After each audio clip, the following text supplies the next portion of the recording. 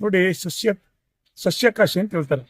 ಕುವೆಂಪುರವರು ಸಸ್ಯಕಾಶಿ ಅಂತ ಏನ್ ಹೇಳಿದ್ರು, ಅದಕ್ಕೆ ಅನವರ್ತವಾಗಿ ಇವತ್ತು ಕಾರ್ಯಕ್ರಮ ರೂಪಿಸಿದ್ದಾರೆ ನಮ್ಮ ಜಗದೀಶ್ ಅವರು. ಅವರ ಪರಿಕಲ್ಪನೆ ಇದೆಯಲ್ಲ, ಈ ನಮ್ಗೆ ಏನ್ ಅನಿಸುತ್ತೆ ಅಂದ್ರೆ, ಅವ್ರು ನೋಡಿದ್ರೆ ನಮ್ಮ ಈ ತೋಟಗಾರಿಕೆ ಇಲಾಖೆಯನ್ನು ಅಭಿವೃದ್ಧಿ ಪಡಿಸಿದ್ರಲ್ಲ, ಅವ್ರ ಹೆಸರು ಡಾಕ್ಟರ್ ಎಂ ಎಚ್ ಮರಿಗೌಡರು, ಅಭಿನವ ಮರಿಗೌಡರು ಅಂತ ಹೇಳ್ಬೋದು.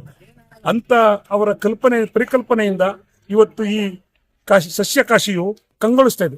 ಕಾರಣ ಎಲ್ಲ ಇವತ್ತು ಬೆಂಗಳೂರು ನಗರದಲ್ಲಿ ಸಂಚಾರದ ಒತ್ತಡದಿಂದ, ಬೇರೆ ಬೇರೆ ಒತ್ತಡಗಳಿಂದ ಇರ್ತಕ್ಕಂಥ ಜನರಿಗೆ ಒಂದಿಷ್ಟು ಸಮಾಧಾನ ಕೊಡ್ತಕ್ಕಂಥ, ಒಂದಿಷ್ಟು ನೆಮ್ಮದಿಯನ್ನು ಕೊಡ್ತಕ್ಕಂಥ, ಒಂದು ಶುದ್ಧವಾದ ಗಾಳಿಯನ್ನ ಕೊಡ್ತಕ್ಕಂಥ ಈ ಒಂದು ಕೆಂಪು ತೋಟವನ್ನ ಅಭಿವೃದ್ಧಿಪಡಿಸಿ, ಬರೀ ಇವತ್ತು ಫಲಪುಷ್ಪ ಪ್ರದರ್ಶನ ಅಂತಲ್ಲ, ಇಡೀ 365 ದಿನಗಳು ಕೂಡ ಇದರ ಅಚ್ಚುಕಟ್ಟುತನವನ್ನು ಕಾಪಾಡಿಕೊಂಡು, ಇದರ ಸ್ವಚ್ಛತೆಯನ್ನ ಕಾಪಾಡಿಕೊಂಡು, ಇಂಥ ಒತ್ತಡದಲ್ಲೂ ಕೂಡ, ಇಂಥ ಮಾಲಿನ್ಯದಲ್ಲೂ ಕೂಡ, ಬೆಂಗಳೂರು ನಗರದ ಈ ಕಸದ ಎಲ್ಲ ಒತ್ತಡದಲ್ಲೂ ಕೂಡ ಈ ಒಂದು ಸುಮಾರು 400 ಎಕರೆಯಷ್ಟು ಈ ಸಸ್ಯ ಉದ್ಯಾನವನವನ್ನ ಅತ್ಯಂತ ಕಾಳಜಿಯಿಂದ, ಪ್ರೀತಿಯಿಂದ, ಮತ್ತು ಬದ್ಧತೆಯಿಂದ ಇದನ್ನ ಸಂರಕ್ಷಣೆ ಮಾಡ್ತಾ ಇದ್ರಲ್ಲ ಅಧಿಕಾರಿಗಳು, ಅವರಿಗೆ ಎಷ್ಟು ಕೃತಜ್ಞತೆ ಹೇಳಿದ್ರು ಸಾಲದು.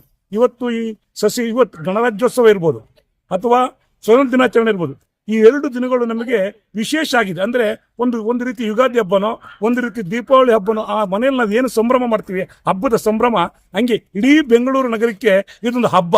ಲಾಲ್ಬಾಗ್ ಹಬ್ಬ ಅಂತೀವಲ್ಲ, ಇದು ಕೆಂಪು ತೋಟದ ಹಬ್ಬ.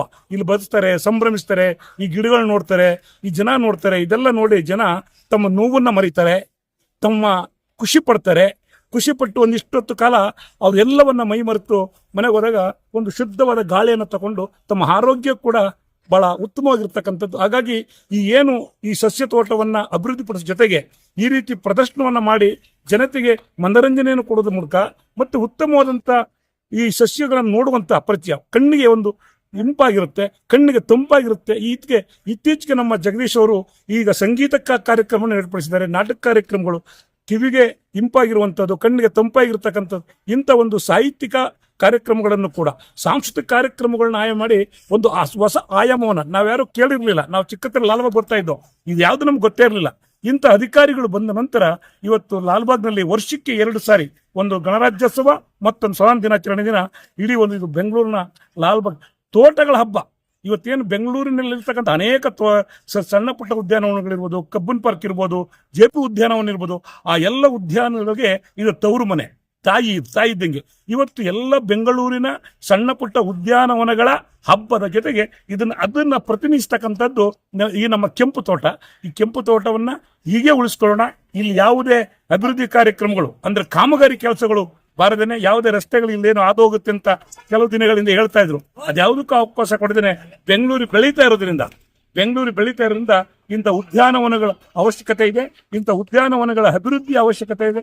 ಹಾಗಾಗಿ ನಾನು ಮತ್ತೊಮ್ಮೆ ಈ ನಗರದ ಜನತೆಯ ಪರವಾಗಿ ಇಲ್ಲಿನ ಈ ಅಧಿಕಾರಿಗಳಂತ ನಮ್ಮ ಜಗದೀಶರು, ಸಹಾಯಕ ತೋಟಗಾರಿಕೆ ಇಲಾಖೆಯ ಉಪನಿರ್ದೇಶಕರಾಗಿರ್ತಕ್ಕಂಥ ಶ್ರೀಮಾನ್ ಜಗದೀಶ್ ಅವರನ್ನ ನಾನು ಮನಪೂರ್ವಕವಾಗಿ, ಹೃದಯಪೂರ್ವಕವಾಗಿ ಅಭಿನಂದಿಸ್ತೀನಿ. ಇಂಥ ಯುವ ಉತ್ಸಾಹಿ ತರುಣ ಅಧಿಕಾರಿಗಳು ಇರೋದ್ರಿಂದನೇ, ಮತ್ತೆ ಸಸ್ಯಕಾಶಿ ಮೇಲೆ, ಮರಗಿಡಗಳ ಮೇಲೆ ಪ್ರೀತಿ ಇರ್ತಕ್ಕಂಥದ್ರಿಂದನೇ, ಮತ್ತೆ ಇಂಥ ಅಧಿಕಾರಿಗಳಿದ್ದಾಗ ಮಾತ್ರ ಇಂಥ ಕಾರ್ಯಕ್ರಮಗಳನ್ನ, ಇಂಥ ಒಂದು ಹೊಸ ಆಯಾಮಗಳು ನೋಡೋದಕ್ಕೆ ಸಾಧ್ಯ ಆಗುತ್ತೆ.